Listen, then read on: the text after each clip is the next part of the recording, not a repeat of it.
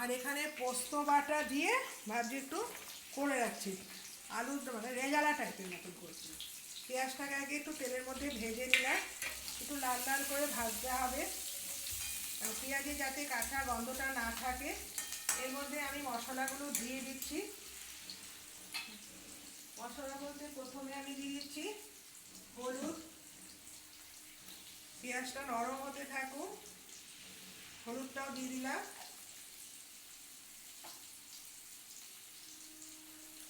এবার নুনটাও দিয়ে দিচ্ছি।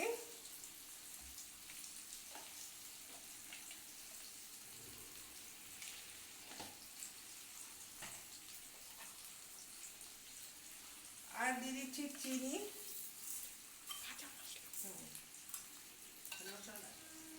লাল লাল করে ভেজে নিতে হবে।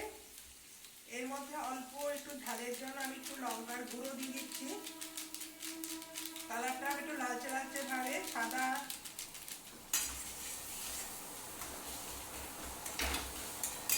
হয়ে গেল। এবার আমি আলুগুলো ওর মধ্যে দিয়ে দিচ্ছি। আলুগুলো মশলাটা কষানোর মধ্যে যদি আলুটা দিয়ে দিই, তাহলে মশলার সঙ্গে আলুটাও সুন্দর লাল লাল করে ভাজা হয়ে যাবে। এটা ভাজা করার জন্য 5 মিনিট রেখে ভালো করে নাড়িয়ে চাড়িয়ে দেখবে লাল লাল করে ভেজে নিতে হবে।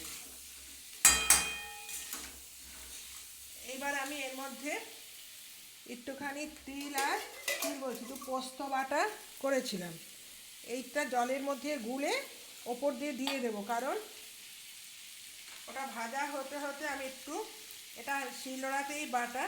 এইভাবে যদি ছোট আলু করা হয় খেতে খুবই ভালো লাগে। আর শীতের রান্না বুঝতেই পারছো, যাই রান্না করবো তাই টেস্টি।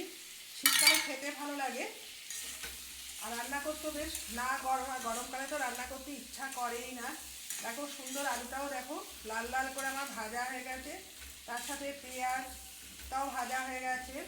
এবার ভালো করে নাড়িয়ে এই যে পোস্ত বাটা যে জলটা এর মধ্যে আমি দিয়ে দিলাম, দিয়ে এটা আমি তো ঢাকা দিয়ে দিলেই আমার রান্নাটা হয়ে যাবে। এটা হচ্ছে নতুন আলুর তেল পোস্ত। তেলটা পুরো ওপর দিয়ে ভেসে আসবে, খেতে দারুণ লাগে রুটি দিয়ে। প্রত্যেক দিন তো আমরা একঘেয়েমি খাই, তা আজকে ভাবলাম তেলটা বেশি দেবো আর পোস্তটা কম দেবো। তাই জন্য ভাবছি অনেকদিন ধরে তেল পোস্ত রান্না করা হয় না, তাই বলছে মা কবে থেকে তেল পোস্ত করবে, একটু তেল পোস্ত করবে। আমার ঠিক আছে, নতুন আলু দিয়ে কিন্তু তেল পোস্ত বেশি ভালো লাগে। এটা দেখবে পোস্তটা কি সুন্দর, ওপর দিয়ে একটু কাঁচা সর্ষে তেল ছিটিয়ে দেবে, দারুণ খেতে লাগে।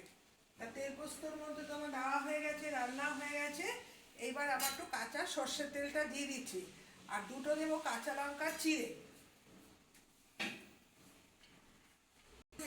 একটু কাঁচা লঙ্কাটা আমি ভেঙে দিয়ে দিচ্ছি, তাহলে বেশ ঝাল ঝাল এর মধ্যে থেকে বেরিয়ে আসবে, কাঁচা লঙ্কার গন্ধটাও সুন্দর। দেখো তেল পোস্তটা কি সুন্দর রেডি হয়ে যাচ্ছে, খেতে দারুণ লাগে। এটা একটু মাখো মাখো ঝোলঝোল মতন হবে, ঠান্ডা হলে বেশ সুন্দর, দেখতেই পাচ্ছ কি সুন্দর রেডি হয়ে যাচ্ছে, কালারটা কি সুন্দর। অনেকদিন বলছে তেল পোস্ত খাবে, নতুন আলু দিয়েই করলাম, পুরোনো আলু দিয়েও করা যায়। এখানে কোনো মশলাপাতি বেশি লাগে না, একটু পেঁয়াজ ফোড়ন দিয়েই করেছি, খেতে বেশ ভালোই লাগে। তাই একটু শুকিয়ে আসুক। এখন স্বার্থপর মানুষরা হাসে বেশি, কারণ ওরা নিজেকে কী করে ভালো রাখবে সেই জন্য, আর বোকা মানুষগুলো অন্যকে ভালো রাখে এবং দোষীও হয়, বুঝেছ?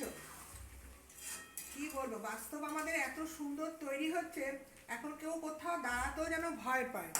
এখন হচ্ছে মুখোশধারীর সংখ্যা বেশি, তো তা লোকজন ভিড় হচ্ছে, দেখছে চলে যাচ্ছে, এটাই হচ্ছে বাস্তব ঠিক। কেন এখানে 5 জন মানুষ 5 দিক দিয়ে আসবে, নানান সমালোচনা তৈরি হবে। এখন সমালোচনা করার থেকে মানুষ নিজেকে বিরত রাখছে। রাস্তাঘাটে মানুষজন দেখি খুব চুপচাপ হয়ে গেছে। অপমান করা তো খুব সোজা, তার যোগ্যতা লাগে না, কিন্তু মন লাগে। আর সম্মান পেতে গেলে তোমার ভালো চরিত্র এবং ভালো মানুষ হতে হবে। অহংকার তো সব কিছুই নিয়ে করা যায়, অহংকার করে লাভ কি? সেই যে আমাদের শেষ জীবনে যে চুল্লিটা, এই চুল্লির মধ্যে না মেথর ডোম, না কে গরিব, না কে বড়, সেটা কিন্তু আমাদের চুল্লিতে দেখা হয় না। তা এখানে একজন জানলাম, সে আমার বাড়ির সামনে দুদিন ধরে আসছে। তখন তা বললাম, উনি আমাদের শ্যামনগরের শ্মশানঘাটে চুল্লির অনলাইনের ব্যবসা করে। অনলাইনে যে মৃত মানুষগুলিকে তো অনলাইনে তুলতে হয়, তার কাজ করে। আমি তো এবার এই কাজগুলো তো সরকারি। তখন বললো ওর নাম হচ্ছে টুঙ্কু। তা টুঙ্কু এখন শ্মশান ঘাটে চাকরি পেয়েছে, সরকারি চাকরি, ভাটপাড়া এই যে মিউনিসিপালিটি থেকে না কোথা থেকে চাকরি পেয়েছে। যা আমাদের ভালোই হলো, এরকম বাড়ির কাছে যেটা ভালো লোক পাওয়া যায়, তার মিউনিসিপালিটিতে গেলে সবই খোঁজ করা যায়।